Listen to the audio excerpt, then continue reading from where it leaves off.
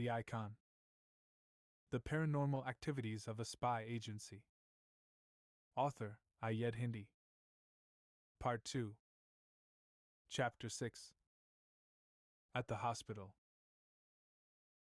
After a thorough search of the local Sofia hospital's records for any extraordinary cases of suddenly healed people from a terminal illness with no medical intervention possible, the security officer who is in charge of the investigation of the missing icon decided he must visit Mrs. Radka again, at her address in Extra Yosef Street in central Sofia.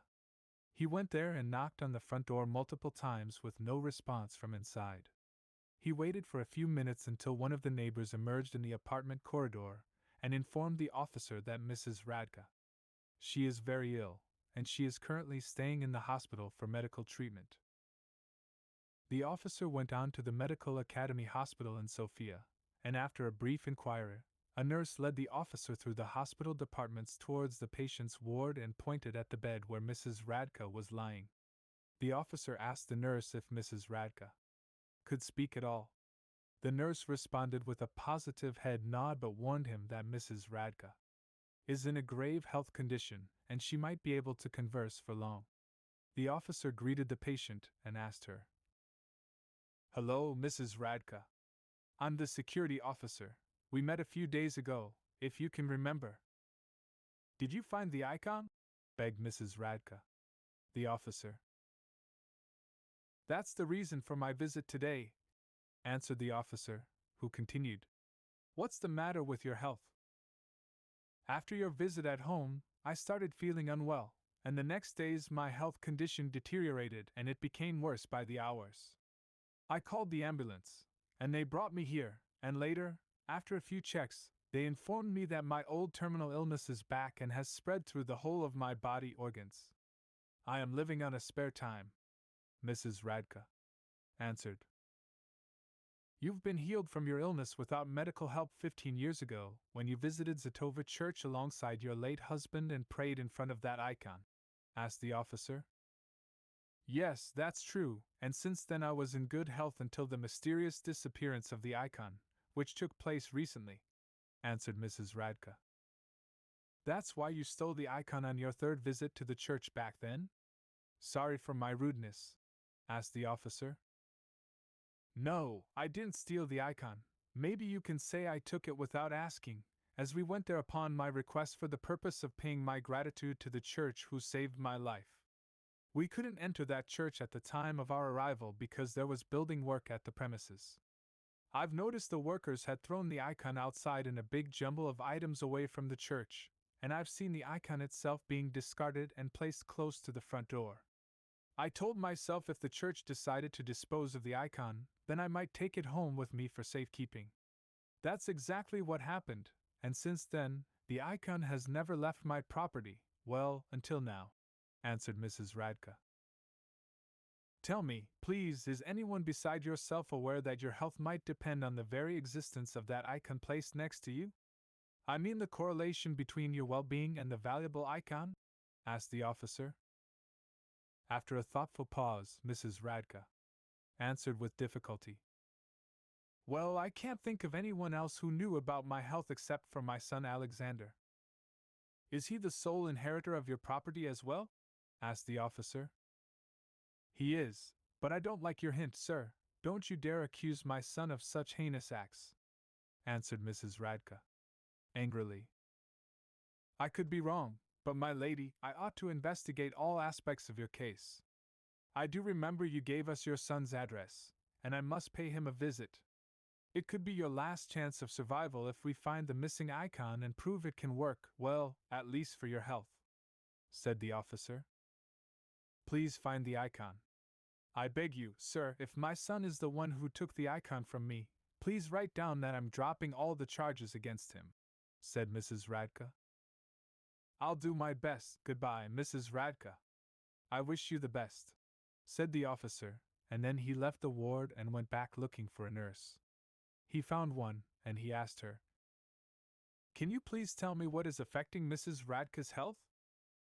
"She is very old with a terminal illness. We started her treatment as soon as she was admitted to the hospital. We are doing what we can, although the illness is affecting her internal organs, said the nurse. She told me about her healing and recovery from the same illness affecting her now, more than a decade ago. Is that possible? Asked the officer. Yes, we had cases where the illness disappeared, or rather deactivated, and went under the radar without being noticed and came back again in later years, especially if she was under tremendous stress and constant fear, answered the nurse. Thank you very much for the information, said the officer. The officer bade the nurse goodbye and walked through the corridors of the hospital on his way out, and after passing many suffering patients, he told himself, with or without icon, no one lives forever. Chapter 7. The Funeral. In the vicinity of Central Sofia Cemetery, a group of people wearing black gathered around noon on Friday in the hall to witness the open casket where Mrs. Radka was buried. The funeral was attended mostly by family members, close relatives, friends, and a few strangers. The sending-off ceremony lasted around an hour in that hall before starting the slow march of carrying the casket by family members to its final destination and laying it into the assigned grave located not far from the farewell hall. Then the attendants gathered and went on walking towards another hall where food and drinks would be served in the memory of Mrs. Radka. After the funeral, the guests settled around the prearranged food tables and started eating and drinking. The strangers who attended the funeral were security service members on monitoring duty at that service. They approached Mrs. Radka. Son, Alexander, and the head officer took the chance and spoke to him. Our condolences for the loss of your mother, Mr. Alexander. Thank you very much, sir, responded Alexander with a sad face. Sorry, we didn't introduce ourselves. We're members of the State Security Service. We were here from the beginning of the ceremony, but unfortunately it was too late to save Mrs. Radka, said the security chief.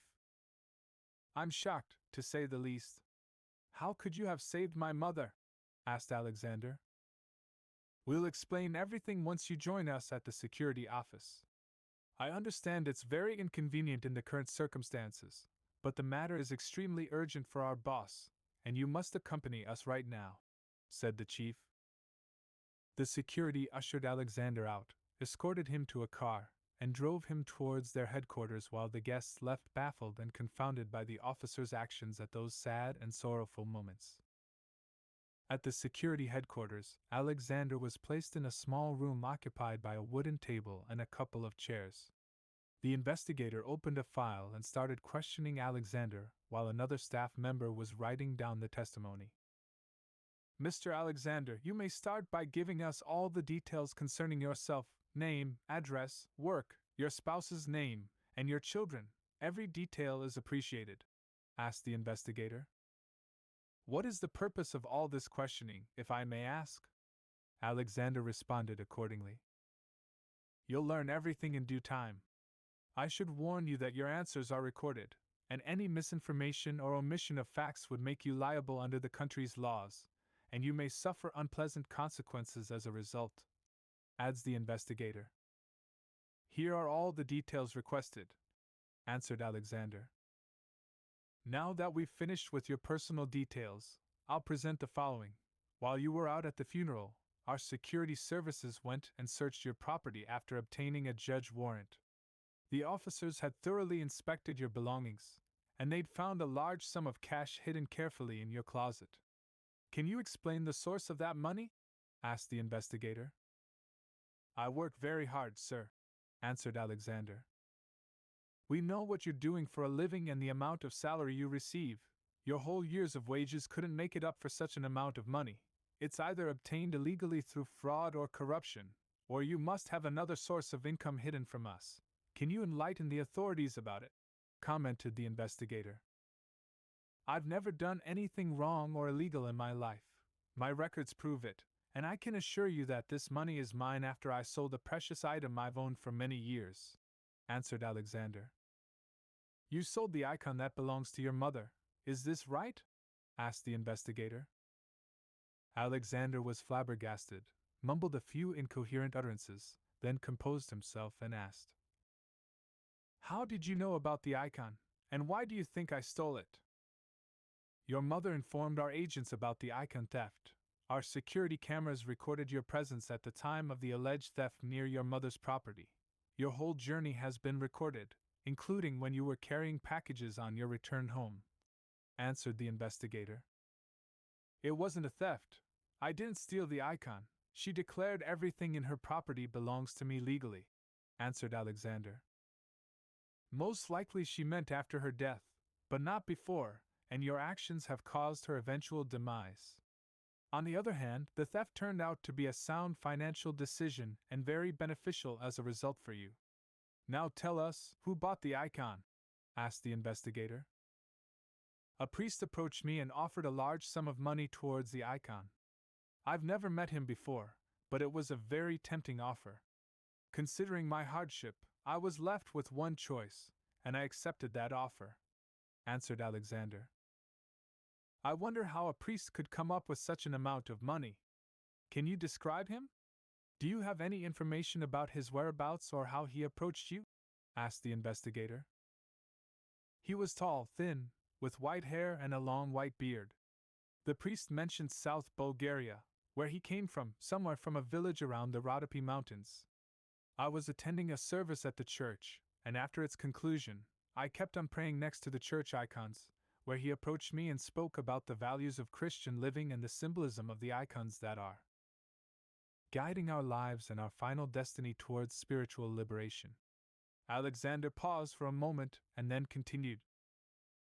Then he abruptly mentioned the missing icon and described how important the act of returning and uniting the originals where it belongs in their rightful owner's abode, and all believers can marvel the icon when it would be presented in the church. And lastly, the priest concluded his speech by offering me the prize of money that the church has been accumulating and hoarding for the return of that icon. When I asked him what this has to do with me, he replied, "It's a general information as we the clergy spread the good news for the whole believers we meet at a holy place." And then he showed a picture of the icon that matched one of my mother icons hanged on the wall and gave me his phone number in case I would contact him for more information, and I did after deep consultation with myself. That's all what I know and what exactly had happened," answered Alexander. "Can you specify how the exchange took place with more details about the location, timing, and manner of verifying the goods?" probed the investigator. "I told him on the phone that the exchange must take place in Sofia as I'm unable to travel with the icon and go south the country with it. He agreed and we fixed both the timing and the location of the exchange. He arrived on time at Bansky Square Park behind Banya Bashi Mosque in central Sofia.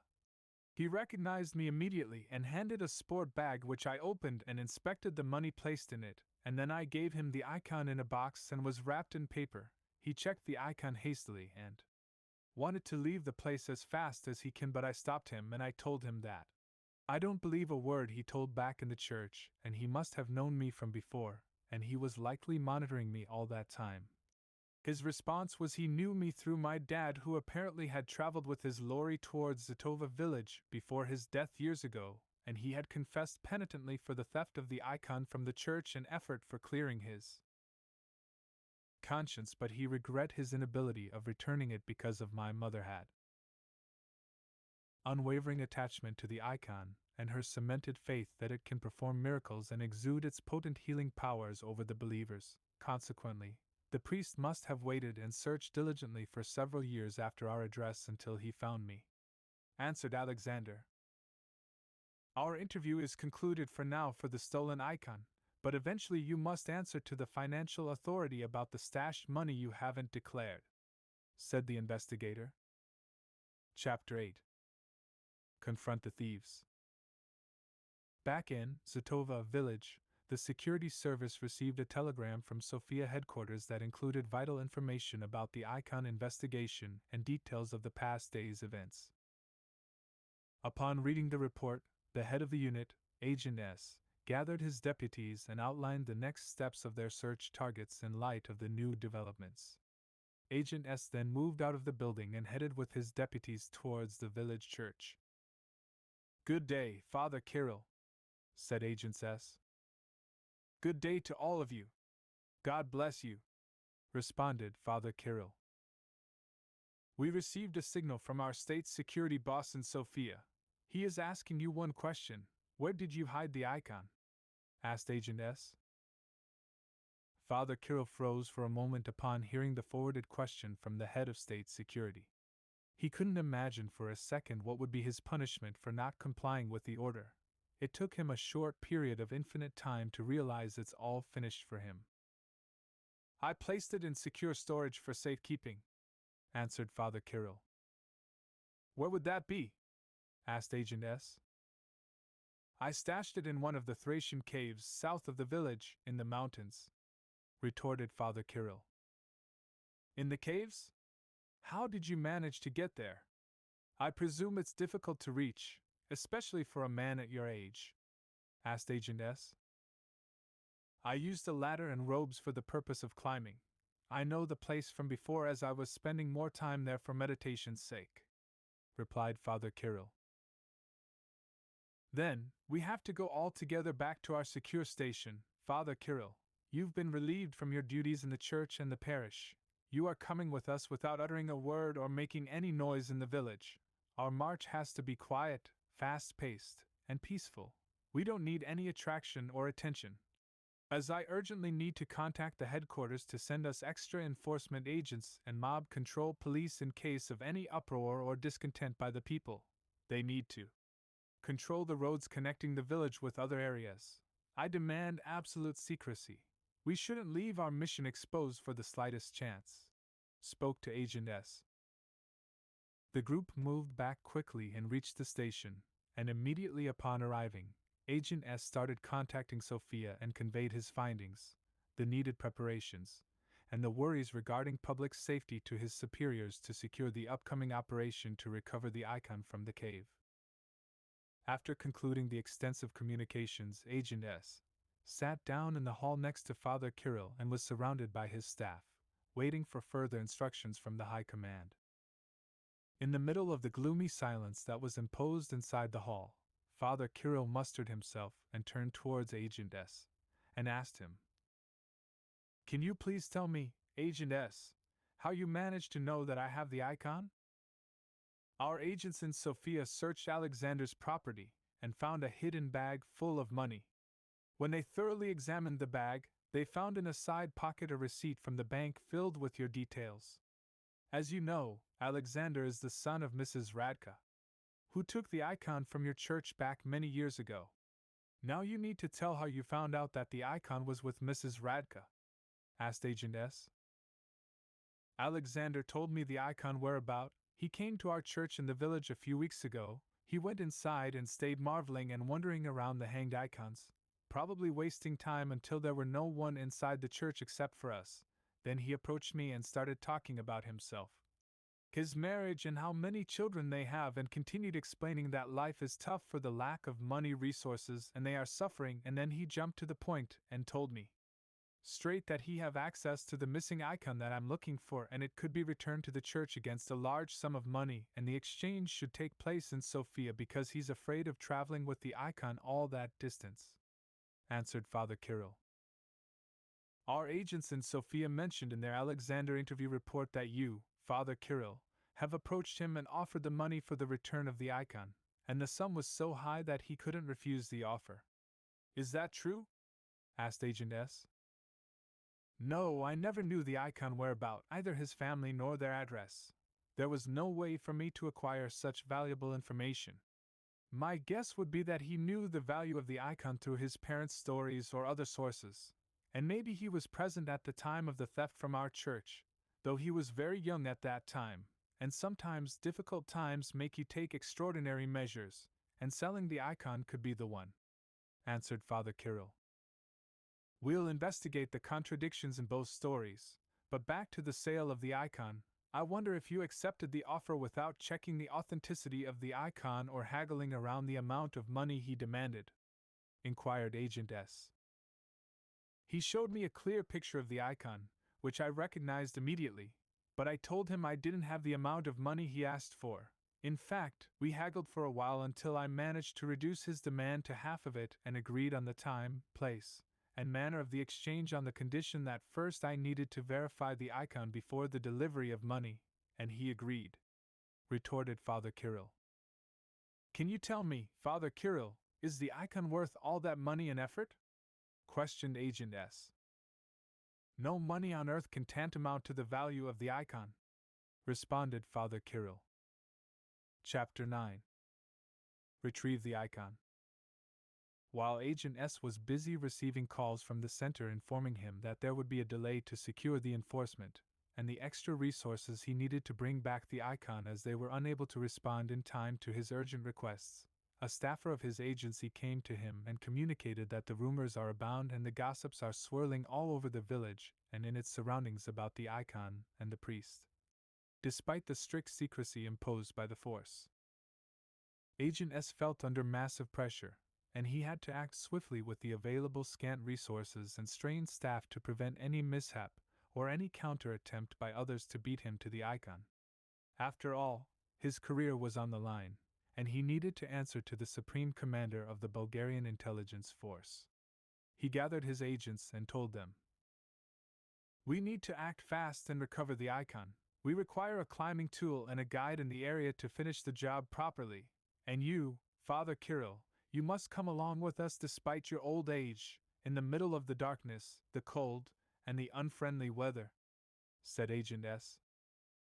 After hastily securing the climbing tools and the only climbing guide available at hand, the group set off towards the caves to retrieve the icon in the middle of the night.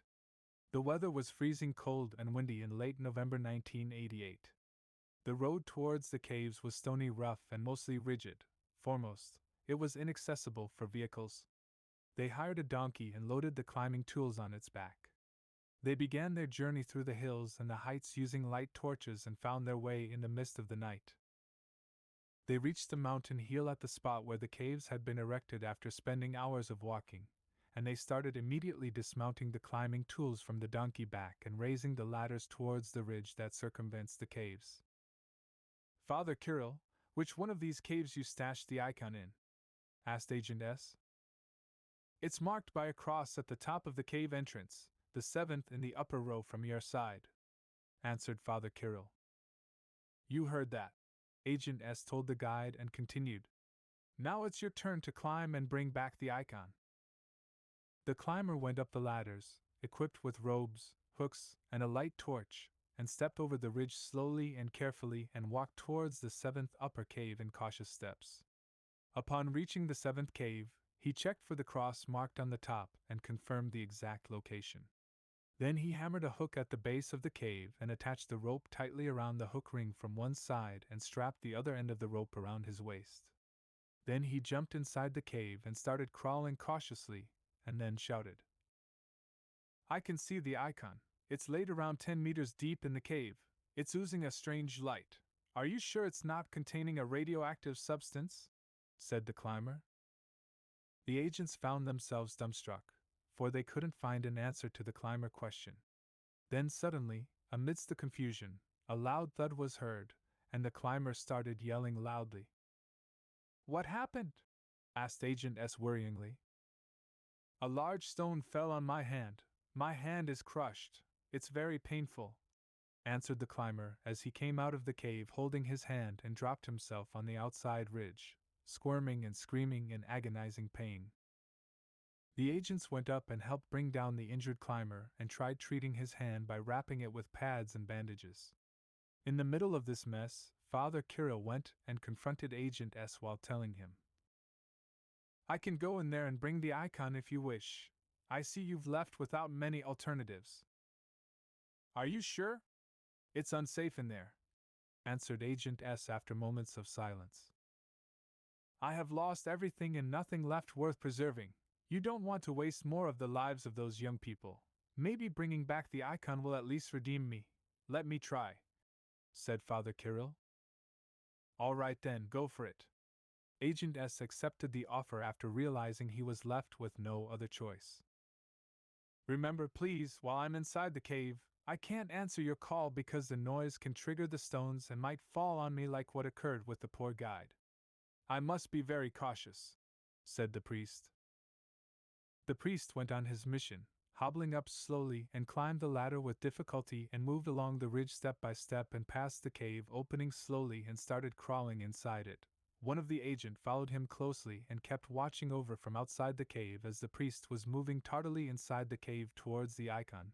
Upon reaching his target, he picked up the icon in one hand and started dragging it while moving forward towards the other end, away from the cave only.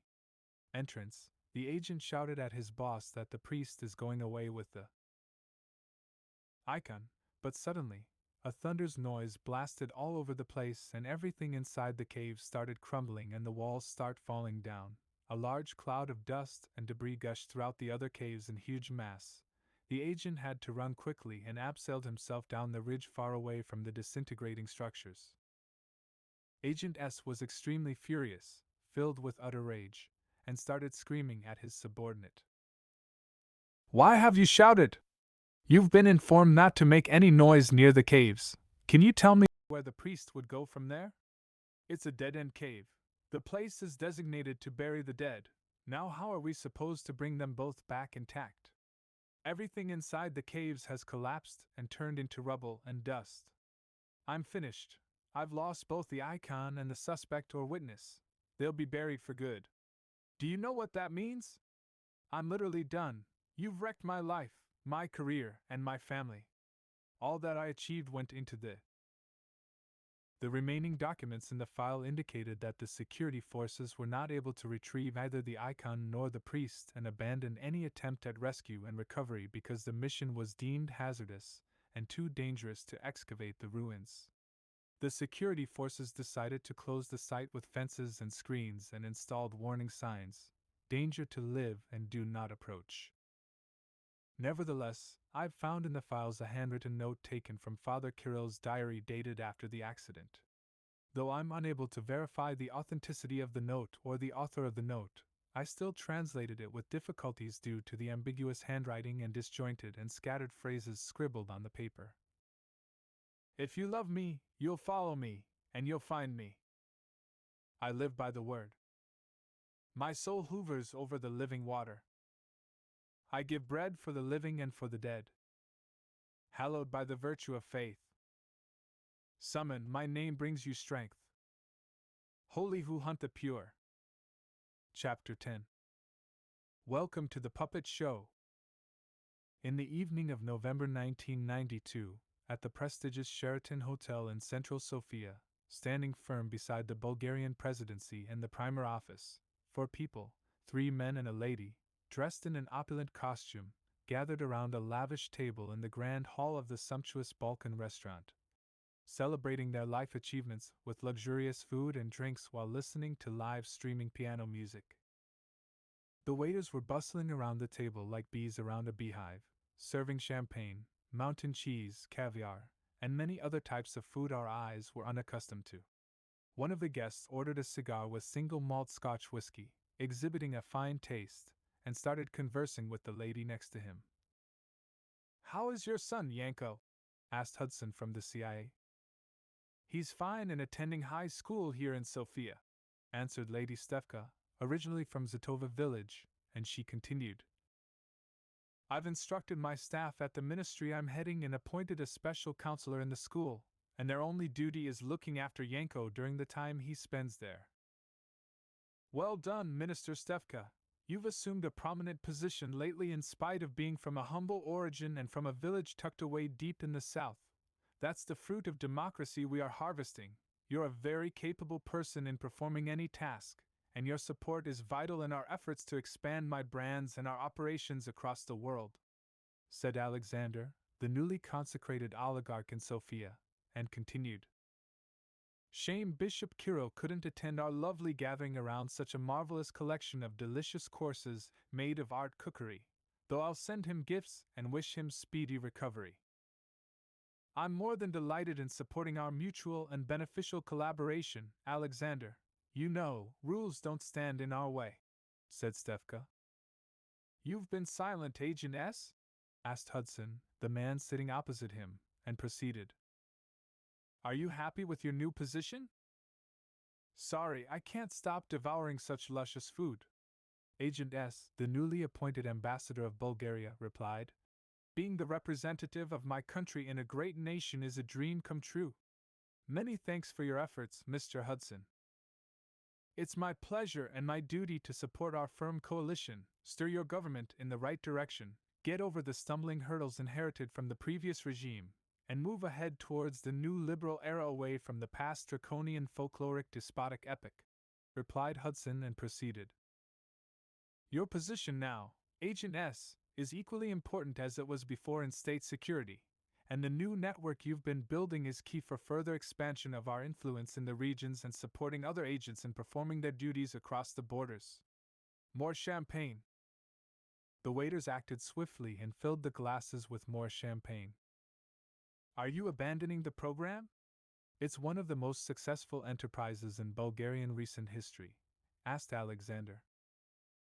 "We're starting a new one, a more comprehensive scheme for the near future, buoyed by the great results we achieved and combined with what we've learned from our working experience since we started the previous program back in 1986 after my meeting with Father Kirill in Munich, in what was called at the time West Germany, and initiated our cooperation that lasts until today. The clergy are indispensable in any perceived changes in the countries on the menu," said Hudson. "What role do we have in the new program, if ever?"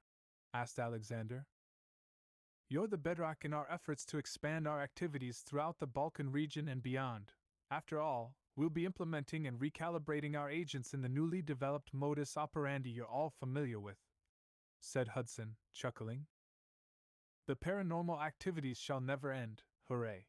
exclaimed Agent S. The crystal champagne glass was raised in cheers, and the party continued. The end. But never ends.